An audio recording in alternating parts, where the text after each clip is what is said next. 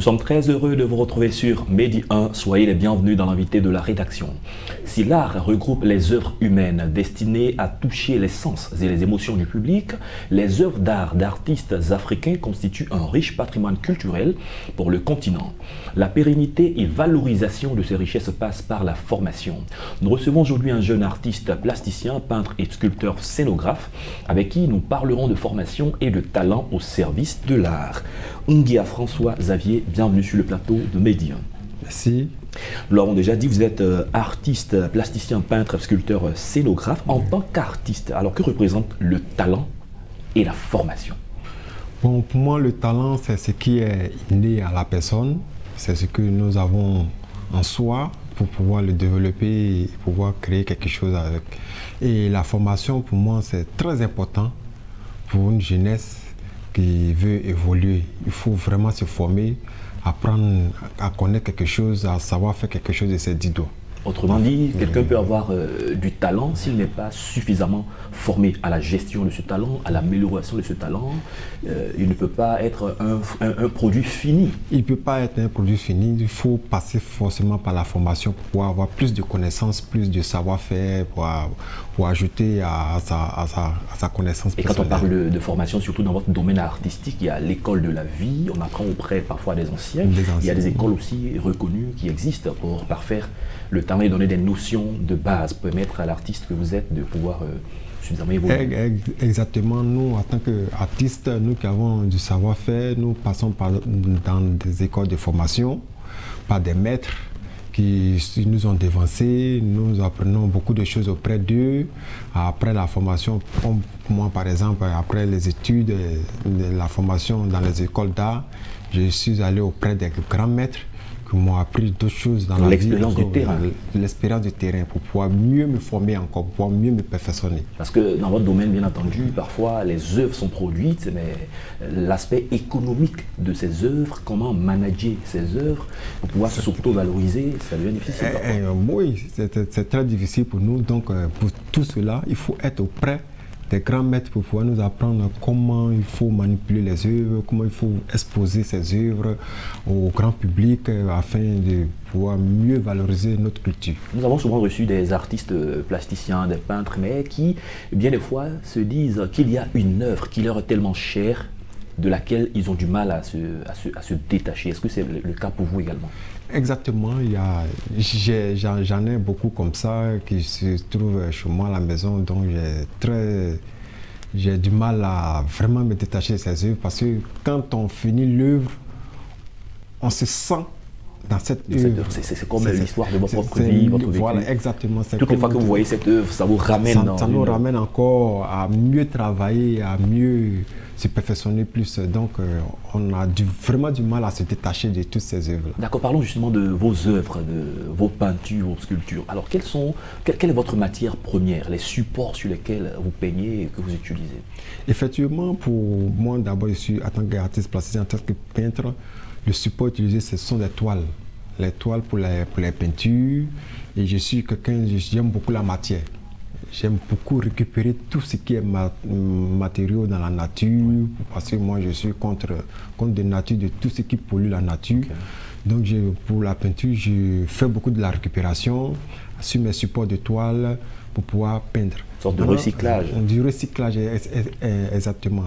Maintenant, ce qui concerne les sculptures, je fais aussi de la récupération, comme les bouts de canettes que je récupère de part et d'autre, dans tout ce qui est objet qui se trouve dans la nature pour pouvoir vraiment présenter mon sujet. D'accord, il n'y a pas très longtemps, vous avez participé à un concours initié par une fondation, le prix BJKD qui promeut donc l'art, et dans la catégorie sculpture, vous êtes sorti lauréat. Ce qui nous intéresse, c'est l'œuvre que vous avez présentée. C'est de nous décrire un peu cette œuvre. On voit un arbre, on voit une sorte de globe terrestre.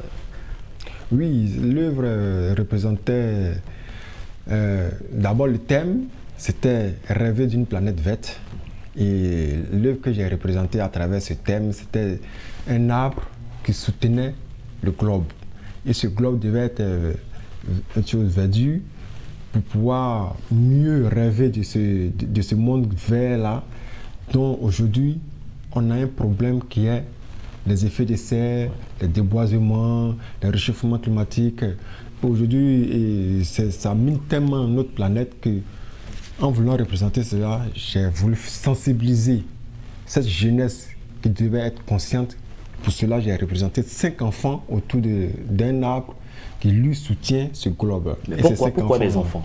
Des enfants parce que ces enfants sont appelés à la future génération. À grandir. À grandir, à grandir. Et c'est eux qui vont gérer demain. Qui vont gérer demain, l'avenir de demain et la planète de demain. C'est un appel à la prise de responsabilité. Exactement. C'est une prise de responsabilité, de conscience de la jeunesse. D'accord. En le disant hors antenne, les 5 continents sont représentés. Les hommes sont conscients de leurs actions parfois négatives sur la nature, mais bien des fois ne font pas vraiment grand-chose. On voit des initiatives ça et là, mais ne font pas vraiment grand-chose pour changer le cours de l'histoire. Vous, en tant qu'artiste plasticien, sculpteur, alors, quel est le message à travers votre œuvre? Bon, le message que je voulais lancer à travers l'œuvre, c'est d'abord de prendre conscience. Parce que tout ce que nous faisons, j'ai l'impression que ça ne va pas à grande échelle. Et à travers moi, mes œuvres, c'est de prendre conscience d'abord, de faire un appel de conscience sur nous-mêmes afin de pouvoir s'intéresser à la nature. Parce que cette nature, sans une nature, les êtres humains ne sont rien. Et sans un monde, nous ne sommes rien. Donc nous avons le devoir, l'obligation de protéger la nature, de rendre la nature une chose verte. Parce que nous sommes en danger, les autres humains sont en danger s'il n'y a plus de nature. Avec la dégradation de la nature, exactement, il y a beaucoup d'espèces qui n'existent plus. Ça veut dire que si cette nature qui maintient la vie n'existe plus, nous les êtres humains ne serons plus là. Nous ne serons plus rien, donc on a le devoir, le droit de préserver cette nature afin de pouvoir sauvegarder les futures générations. À l'exposition d'une telle œuvre, comment le public perçoit le message directement? Est-ce que le message est directement perçu? Bon, moi, à mon avis, je pense que le message a été vraiment perçu, vu la grandeur de l'œuvre qui a été faite, parce que ça a été vraiment apprécié par tout le monde.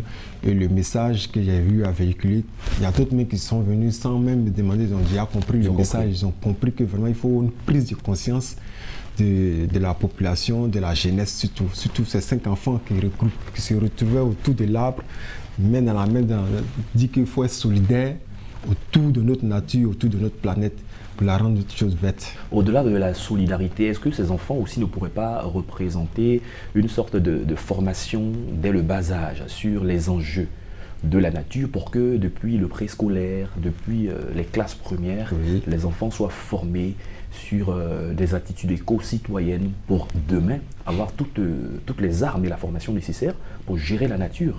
Effectivement, je pense que ce que vous dites est vraiment exact. Je pense que depuis le bas âge, depuis l'école primaire, il faut déjà conscientiser ces enfants-là, leur donner la chance de pouvoir reboiser, de pouvoir apprendre que la nature est très importante. Nous sommes beaucoup attachés à la nature, donc il faut prendre conscience, il faut la protéger dès le bas âge. C'est dès le bas âge qu'il faut commencer à les former, à leur apprendre qu'il faut déjà protéger ce qui nous est cher, qui est la nature. La matière utilisée pour représenter ces enfants, est-ce que cette matière a un sens précis?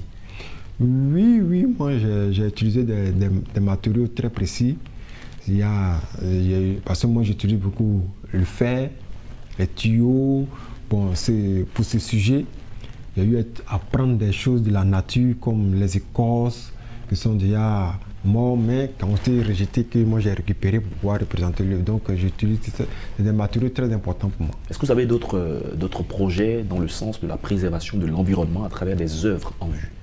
Oui, j'en ai beaucoup parce que je veux même actuellement, je veux même participer à des colloques de sensibilisation, de prise de conscience de la nature pour dire qu'il ne faut pas déboiser la nature, il ne faut pas aussi polluer la nature. Donc à travers des œuvres, tout ce que je récupère dans la nature, je prends ça pour faire des œuvres pour pouvoir sensibiliser la population. Quant à nous, c'est de vous dire bon vent, merci d'être passé sur notre plateau. Nguiax, c'est votre nom d'artiste. Vous êtes Nguia François Xavier.